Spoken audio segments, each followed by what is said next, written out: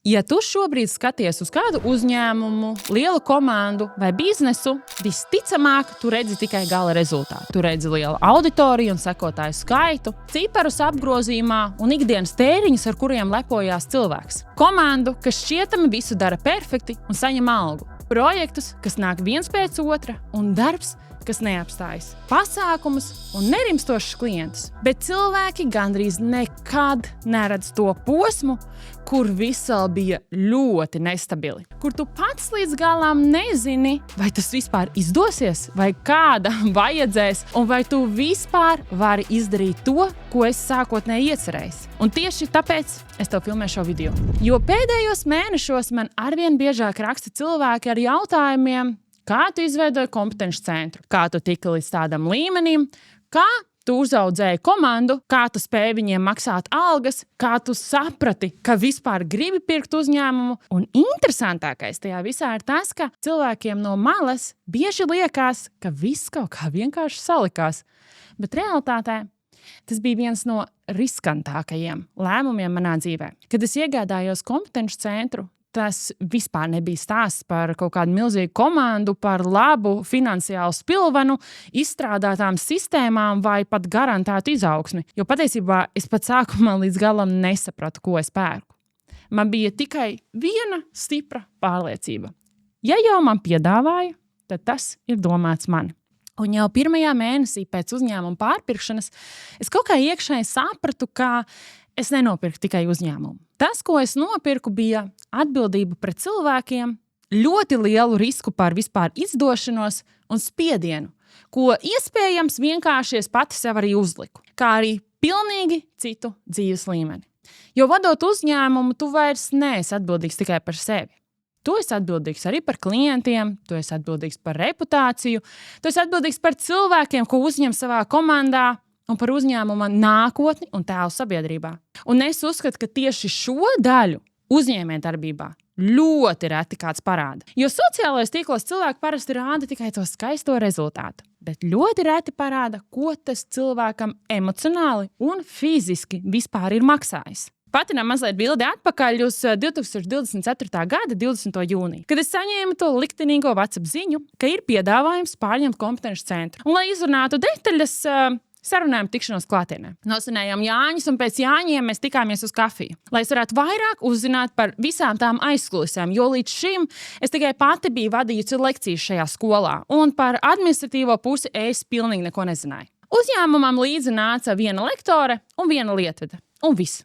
Pārējais bija jārisina man. Tā skaitā arī sociālajie tīkli bija knapi eksistējoši. Bija mēnesi atpakaļ izveidots Instagram konts un Facebook lapa, kur līdz tam tika publicēti tikai baneri par pieejamiem kursiem. Pilnīgi nekāda dvēsele un neviens cilvēks kadrā, kurš pārstāvētu skolu. Tāpēc es, būdams mārketinga cilvēks, es jau uzreiz sapratu, ka es nevarēšu vienkārši iepostot saturu un turpināt visu kā līdz šim. Un vēl cerēt, ka no tā visa izaugs kaut kas daudz plašāks. Man ar steigu bija jāmaina pozicionējums, komunikācija, saturs, klientu pieredze pat un arī komanda un visa kopējā uzņēmuma enerģija. Un šis ir tas, ko es tik ļoti cenšos tev vienmēr nodot, ka tavam saturam ir jābūt ar dvēseli. Tu nevari publicēt tikai pārdošanas banerus, reklāmas saturu un gaidīt, ka visi tevi iemīlēs un skries pirkt. Tev ir jābūvē vesels zīmols un ekosistēma ap savu produktu, ap sevi un savu uzņēmumu. Un zini, kā es jūtos tajā brīdī?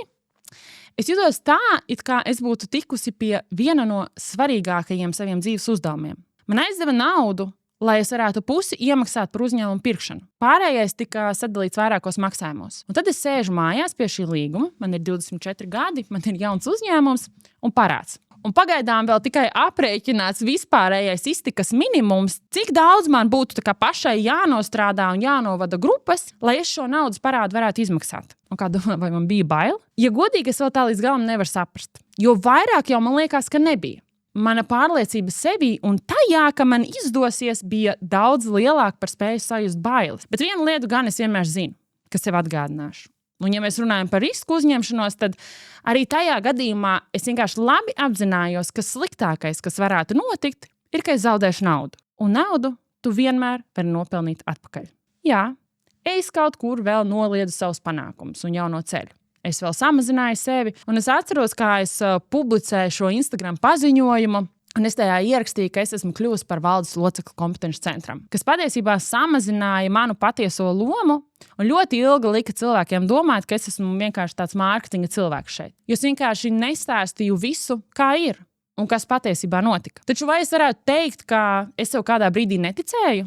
Nē. To gan laikam es nevaru. Jo pat tad, kad pienāca laiks reklamēt manu pirmo mācību semestri, mēs izveidojām ļoti aktīvu sociālo tīklu reklāmu, un es vienkārši kaut kā iekšā zināju, ka šis nevar nesanākt. Bet ka pirmajā reizē jau sanāks tik labi, to gan es varbūt negaidīju. Es gan ļoti apzināti izmantoju saturu kā spēcīgu biznesa instrumentu. Nevis vienkārši estētiskus postus un banerīšus, kā visi citi to darīja un vēl aizvien dara manā nišā, bet saturu, kas veidoja ļoti lielu uzticību mūsos, tas radīja autoritāti tirgu, tas pārdeva ideju par tiešsaistes mācībām, kā arī piesaistīja pareizos cilvēkus mūsu kursiem. Un ja ir viena lieta, ko es sapratu jau pašā startā, tad tas ir, ka tu uzņēmumu nevari izaudzēt vienatnē. Tas arī bija viens no maniem tādiem lielākajiem mindset shiftiem, īpaši, jo visus iepriekšējos gadus es esmu darbojusies kā solo uzņēmēji. Man bija tāds viens svarīgs nosacījums katram darbiniekam, katram lektoram un pat sadarbības partnerim. Man interesē viņu reālā pieredze un kā tas atspoguļo mūsu uzņēmumu. Jā, kāds to var nesaprast un negribēs saprast, taču man jau uzreiz bija skaidrs, kādu es gribu veidot kompetenci centru un kādus cilvēkus es gribu tam piesaistīt. Un es gribēju un vēl aizvien gribu pašus labākos. Tādus, kas mīl savu darbu, un tu to pilnīgi jūti caur katru viņu vīli. Es apzinājos, ka mēs esam atsevišķs zīmols ar savu misiju Latvijā. Un tieši tāpēc man vienmēr būs svarīgi, kādi cilvēki ir mūsu kolektīvā un kurš pārstāv kompetenci centru. Un lai arī cik lieliskus un zinošus cilvēkus es piesaistīju savā komandā, aizvedot pirmo mācību semestri, es sapratu, ka vairs nepietiek tikai ar motivāciju un stipru vēlmi. Ir vajadzīgas konkrētas sistēmas. Tā, lai izdarīto mēs varam atkārtot un vēl pavairot. Un tur ienāca tā visa garlaicīgā, bet ļoti nozīmīgā daļa. Tās bija sistēmas, CRM, anketes, darbs ar klientiem, atsauksmes un tad to atsauksmu integrāciju pārdošanā un tā tālāk. Un mēs sākām gatavoties jaunam mācību gadam. Un es sāku plānot visu.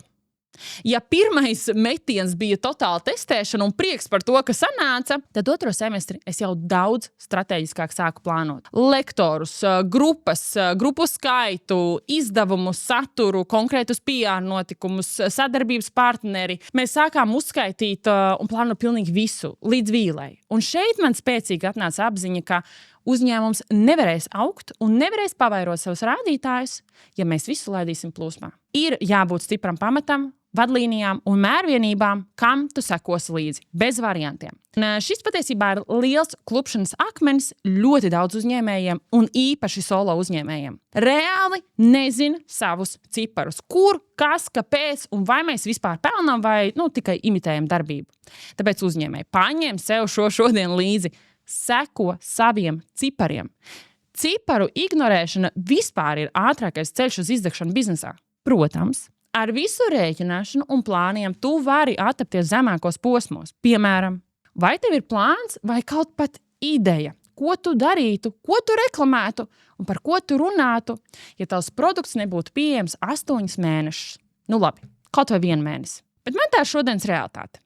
Pēdējo reizi, kad varēja pieteikties mūsu pamatproduktam, bija pirms 8 mēnešiem. Un šī ir tā daļa, kur ļoti daudz salūst. Jo rodas ļoti sāpīgi jautājumi un ļoti grūtas situācijas. Kā pelnīt, kā samaksāt rēķinus, kā samaksāt algas, nodokļus, kā noturēt auditoriju un vai vispār vēl tērēt naudu mārketingā. Jo vienā brīdī tu saproti, ka uzņēmums neaug tikai no motivācijas. Un nepietiks ar manifestāciju vai vēlmi domāt pozitīvi vai vizualizēt savus panākumus. Uzņēmums aug no lēmumiem, disciplīnas, sistēmām, komandas un spējas izturēt stresu. Un godīgi, es domāju, ka tieši stress ir tā daļa, par kuru uzņēmēji runā pārāk maz. Jo cilvēkiem no malas viņi redz tikai skaistās fotosesijas, pasākumus, pilnās grupas un skaistus sociālo tīklu banerus. Bet viņi neredz tās bezmiega naktis, to pārslodzi, to atbildības sajūtu pret citiem cilvēkiem un momentus, kur tu domā, vai es tiešām šo visu spēšu iznest. Jo uzņēmuma augšana ļoti bieži nozīmē, ka tev pašam ir jāizaug ātrāk par savu uzņēmumu. Un tieši tā turpinu darīt arī es. Es sapratu, ka ja es gribu citu rezultātu, man ir jākļūst par pilnīgi citu cilvēku. Un arī es turpinu mācīties šajā procesā. Jā, es pilnīgi pavisam noteikti esmu pieļāvusi arī kādas kļūdas, pieņēmusi ne tos labākos lēmumus, zaudējusi naudu un zaudējusi arī attiecības ar cilvēkiem. Kā arī šādās situācijās ir visemocionāli grūtāk, jo atbildība tikai aug. Un tad vienkārši ir jājautā sev, vai tu esi gatava augt tam līdzi. Es ļoti apzināti sāku būvēt kompetences centru kā zīmolu. Nevis kā vēl vienu kursu platformu, bet reāli vietu, kur cilvēki jūt kvalitāti, viņi jūt attieksmi, mūsu vērtības un kopējo enerģiju. Jo mūsdienās cilvēki, viņi nepērk tikai produktu. Viņi pērk to sajūtu un uzticību. Un es domāju, ka viena no svarīgākajām lietām, ko es iemācījos šajā ceļā, ir šī. Uzņēmējdarbībā ļoti bieži tev būs bail.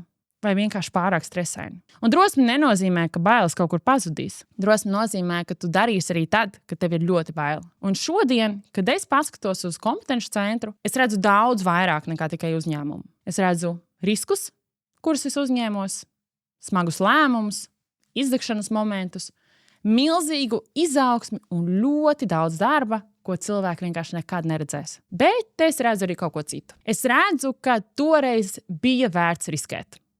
Jo šis uzņēmums izmainīja ne tikai manu karjeru, tas izmainīja arī mani kā cilvēku. Un ja tu šobrīd esi tajā punktā, kur tev ir bail sākt, tev ir bail augt, tev ir bail prasīt no dzīves vairāk, iet kaut kādā nākamajā līmenī un vērienā, tad es gribu, lai tu atceries vienu lietu. Tu pilnīgi nekad nejutīsies 100% gatavs. Lielākā daļa uzņēmēju aug procesā. Nevis pirms viņa sāka uzņēmējdarbību. Un ļoti iespējams, ka tava nākamā dzīves versija sākas tieši tajā momentā, kur tev šobrīd ir visvairāk bail. Ieraksti man lūdzu komentārā, kura no šīm stāsta daļām tev rezonē visvairāk, lai es zinātu, kādā situācijā tu šobrīd esi, kad šo klausies. Un abonē šo kanālu, jo es gribu šeit vairāk runāt ne tikai par saturu un sociālajiem tīkliem, bet arī par to, kā realitātē izskatās uzņēmuma veidošana un personīgā zīmola izaugsme aiz tā.